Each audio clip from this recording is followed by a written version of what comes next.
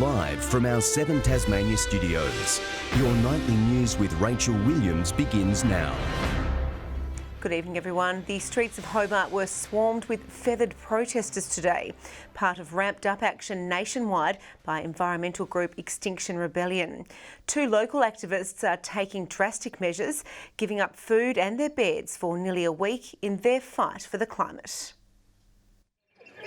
A flock of vibrant activists fluttering their feathers throughout the Tasmanian Museum and Art Gallery, dressed as birds and collapsing to the ground in a mass die-in, pushing Extinction Rebellion's message for climate action. It reflects the biodiversity loss that we're experiencing around the world. All these threatened species lead to a collapse of the global ecosystem and ultimately to our own end if we continue down this road. The fluoro environmental warriors then twirling their way through the streets of Hobart, flecks of green weaving through Salamaker's busy market to stage another die-in for onlookers in the centre of the square. The seas are rising and so are we. The global movement has made waves across the country over the past few months, with eye-catching disruptive protests. Activists today marching in Melbourne and ditching their clothes, some even bearing it all for the cause. Nothing matters more than taking the planet's threat seriously. Really, we have very little time left. We've been talking about this for years. Nobody listens. Back home, 2 local protesters say they're giving up food and shelter for the next 5 days, set to spend some cold nights here in Franklin Square. We're doing it to demonstrate what the world would be like in the future, not too distant future, if nothing definitive is done on climate change. In the future, it's going to be more than just Brent and me, it's going to be everybody. Meanwhile, last night saw 9 activists aged between 33 and 77 arrested and charged after a mass block of St John Street in Launceston. Police say they refused to comply with directions to move on at the end of the protest permit period. That's the level of personal sacrifice is what we expect from our rebels, what we hope some rebels will take in order to draw attention to the 6th mass extinction that we're experiencing. Ruby Kamane, 7 Tasmania News. Police have charged a Colebrook man with drug trafficking after a large quantity of cannabis and seedlings were allegedly found at his home. Police say they searched the 57-year-old's premises after allegedly finding him with drugs and cash in a traffic operation yesterday. He was also charged with cultivating a controlled plant for sale and possessing a controlled plant product. The man will appear in the Hobart Magistrates Court at a later date. Passengers have hopped aboard a new section of Tramline, which opened to the public after a 2-year restoration. Among those on the trip was the Trams inspector, who's remembered catching one of Launceston's last services in 1952. Tickets please. It was a trip back in time as the familiar rumble of Launceston's trams covered new ground. The official opening of an extra kilometre of track doubles the distance these grand old trams can travel. They're a tourist attraction these days, but from 1911 to 1952, trams were everywhere. They were replaced by trolley buses before the track was eventually ripped up. But today was about celebrating the good times. This is an original punch, this is, from 1911. Even the uniforms are from the tramway's heyday. I collected a lot of old uniforms and all that sort of thing. I started in the 80s, I don't know why I did, and I gave them all out here for their museum. Inspector John Bulk remembers catching the last of these machines before they were pulled from service. He says World War II partially led to their demise. Most of our people that used to work in the workshops went to war, and a majority of them didn't come back. There was no trained people to actually look after the tracks during the war years, so a lot of the trams actually jumped off the rails and damaged some of the rails. Luckily, some of those specialist skills have lived on long enough to maintain what's left at Inveresk. Doesn't matter what you are, you're welcome aboard. It's great fun. Tom Johnson, 7 Tasmania News. group of cyclists is raising money and awareness for children's hospices in honour of a little boy who died last year. They've just completed the Tasmanian leg of their 2,000-kilometre charity ride. Little Rio Fowler was only 18 months old when he lost his battle with a rare artery disease in January last year. Rio and his family spent the last few weeks of his life at its special children's hospice in Sydney. His father Ryan is now on a mission to set up a hospice in every state, with only 3 currently in Australia. And trying to see if we can build more hospices so the kids in Australia can get the access they need when they need it the most. Ryan and his 2 mates have embarked on a 2,000-kilometre charity ride which started in Adelaide. They're halfway through, just completing their 4-day Tassie leg. From the top with the Premier Hodgman obviously lending his support, and then when we're down in Hobart we're able to catch up with Minister Barnett and also Minister Courtney and talk about why we're doing this, which is for kids with a terminal illness. It's been a gruelling challenge, but it's the way we want it. The more challenging, the more satisfying, so we wouldn't want it any other way. So far, the team has raised $35,000 as part of their 17-day ride, which finishes in Sydney next Saturday. You know, he touched all of us, and so when he passed, I really wanted to do something to support Ryan, Karen and the family. If you'd like to donate, head to the Rio's Legacy website or Facebook page. Letitia Wallace, 7 Tasmania News. The importance of getting outdoors and staying active were in the spotlight today as part of Mental Health Week.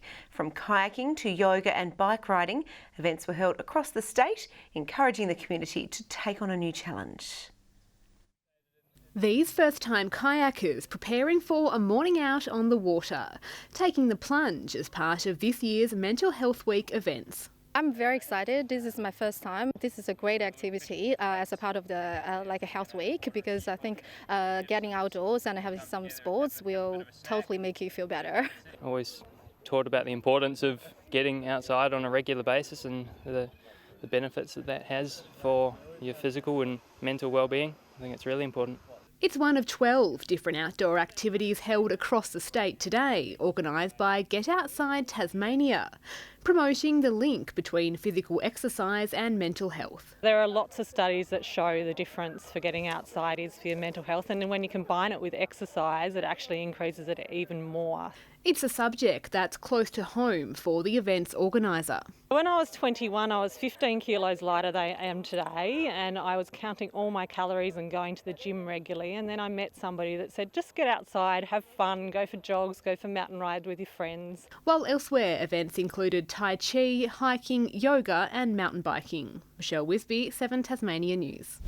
Tasmania's top young surfers have spent the day honing their skills out of the water, learning from one of the best in the business.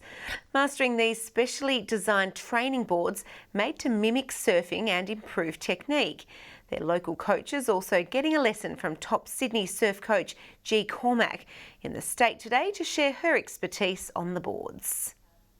You can get your students to understand body movement and how the board responds underneath their feet, so that when they go back into the water, they're actually able to implement training much quicker. If you're in the water, it's really hard to repeat turns because every wave is different. But with the smooth stars, you can repeat each turn and get the muscle memory. The Rising Stars are now preparing to compete in the Australian Junior Surf Championships in Margaret River later this year. To cricket, and Tasmania leads by 37 runs at tea on day 3 of its Sheffield Shield clash against Western Australia. Tim Payne brought up only his second first-class century at the Wacker 13 years after he last reached triple figures. He was eventually caught for 121. Caleb Jewell was also strong, ending on 52 for the innings. Skipper Matthew Wade made 40. The Tigers are all out for 397. And a short time ago, play resumed. Western Australia was 1 for 23. Motorcyclists from around the country have come to Cressy for the National Moto Trails Championship. It's a wild ride for those taking part, with nature providing plenty of obstacles to overcome. It's a long way to the top in the Australian Moto Trails. Over steep climbs and scattered terrain, riders must make it through 30 different stages without their feet touching the ground. I can't believe it's not more popular than it is. Jack White only recently switched from enduro riding to this more technical format. It wasn't the easiest move. Honestly, I felt like I didn't know how to ride a bike when I saw this. The balancing, the technical riding, it's insane. It's hard enough on 2 wheels, let alone 3. The last time the Nationals were held here in 2014, young Charlotte Cowan was competing at just 7 years old. She was back today for another round. A few tricky bits, but apart from that, I think it's really good. While in the classic class, Trevor Bennett's bike from 1962 is restored and roaring through the competition. I've only ridden classics last year, end of last year and this year, and I don't have to go where the blue arrows go anymore, where I used to have to go, so that sections are set more with the older bikes in mind. Riding resumes tomorrow. Good evening. Launceston 17 today, Hobart 13 and Devonport and Burnie 14. Strahan 17 today, 15 for King and Flinders Islands, Smithton, Lowhead, Friendly Beaches and Ouse, Grove 14, 13 at St Helens and Lyawini 10 degrees. On the satellite, low-level cloud is being pushed over most of Tasmania today by east to southeasterly winds.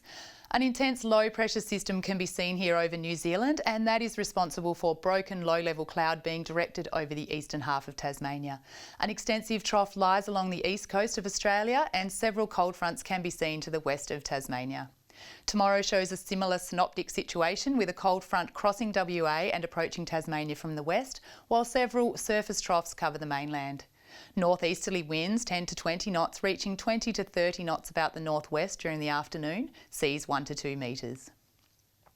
Tomorrow there is a strong wind warning for the far northwest coast and a frost warning for parts of the Midlands and East Coast. A partly cloudy day in Hobart tomorrow, 18 degrees. Richmond 19, partly cloudy and cloudy at Ouse 19. Cloudy in the north, Launceston 17, 15 for Deloraine and Devonport. A possible light shower in Burnie 15, 20 at Strahan, cloudy there, and partly cloudy for Curry 17 degrees. A possible light shower in St Helens 15, 15 and cloudy at Swansea and Whitemark becoming cloudy 16. On Monday we can expect light rain about the northwest extending almost statewide during the afternoon apart from much of the east coast. On Tuesday showers about the west and south extending to the central and eastern districts during the morning, and Wednesday showers mostly about the west. Partly cloudy conditions for much of the mainland tomorrow apart from afternoon rain in Adelaide and a sunny day for Broome. And right now in Hobart, it's 12 and partly cloudy. Launceston 13, partly cloudy, and Devonport 12, which is sunny there. And that's tonight's weather forecast. Rachel. Wonderful. Thanks for that, Carmen. You're certainly looking very sunny tonight. Well, that's all your news for now. Thanks so much for joining us. Have a good evening. Good night.